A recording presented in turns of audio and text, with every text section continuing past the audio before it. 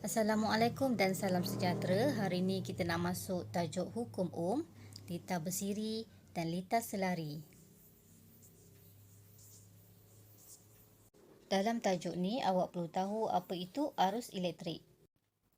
Untuk membolehkan peralatan elektrik berfungsi, kita perlukan cas elektrik. Dan cas elektrik ni kita dapatkan daripada beberapa sumber tenaga.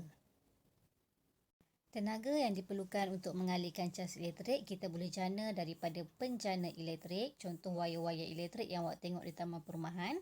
Kita ada sel kering iaitu bateri dan juga sel suria yang kita perolehi daripada tenaga cahaya matahari. Ketiga-tiga unit ini membentuk hukum Ohm. Dalam tajuk ini ada 3 perkara yang penting iaitu voltan, arus dan juga rintangan. Voltan simbolnya V, arus simbolnya I, rintangan simbolnya R. Dalam hukum Ohm, awak perlu hafal rumus V sama dengan IR.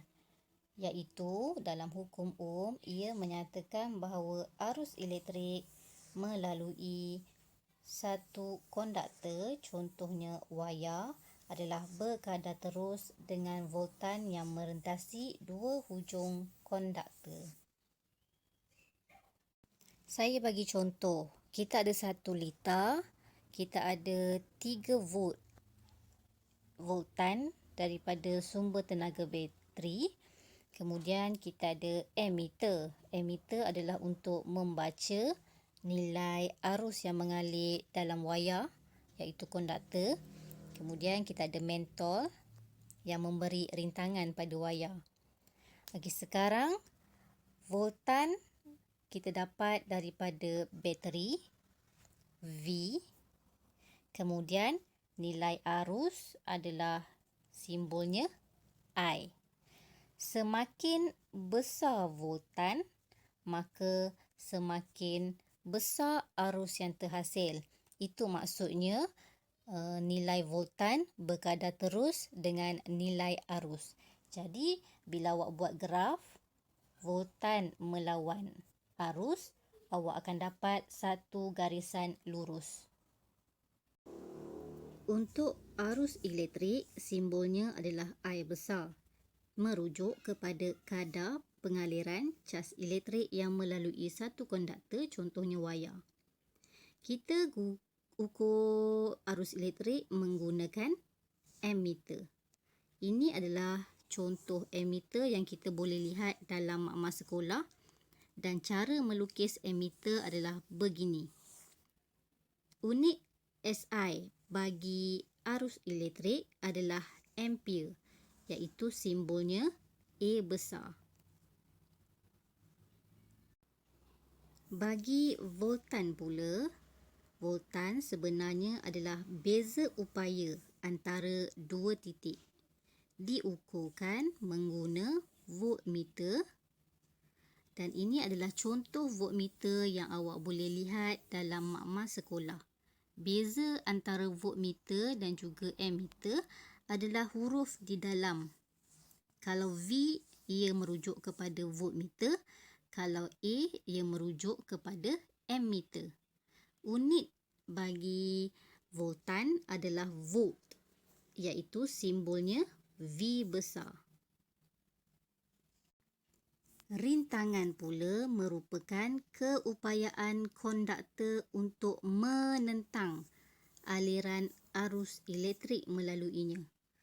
Perintang piawai mempunyai rintangan yang tetap. Tetapi perintang boleh ubah atau riostat mempunyai rintangan yang boleh diubah. Unit bagi rintangan adalah ohm dan simbolnya adalah seperti berikut. Untuk memudahkan pelajar menghafal hukum Ohm, kita boleh gunakan petua segitiga. V di bahagian atas segitiga dan IR berada di bawah segitiga. Saya ulang kembali, V adalah voltan, I adalah arus elektrik dan R adalah rintangan.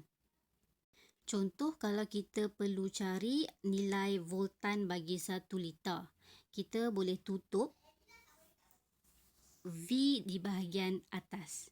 Jadi rumusnya adalah V sama dengan I darab R. Untuk mencari nilai rintangan, kita boleh tutup bahagian R. Jadi rumus bagi rintangan adalah voltan bahagi arus. Kalau kita nak cari nilai arus pula, kita boleh tutup bahagian I pada segitiga. Makanya rumus bagi arus adalah voltan bahagi rintangan. Saya bagi contoh soalan. Contoh pertama, berapakah rintangan bagi sebiji lampu kereta yang mengalirkan arus 0.025 ampere apabila disambung kepada akumulator kereta 12 volt? Tanda kehendak soalan yang dicari adalah rintangan, nilai arus adalah 0.025 ampere dan nilai voltan adalah 12 volt. Ingat balik petua segitiga V, I, R. Jadi kita nak cari R. Jadi R, kita tutup R. V bahagi I. Masukkan saja nilai dalam rumus. V sama dengan 12 V bahagi dengan 0.025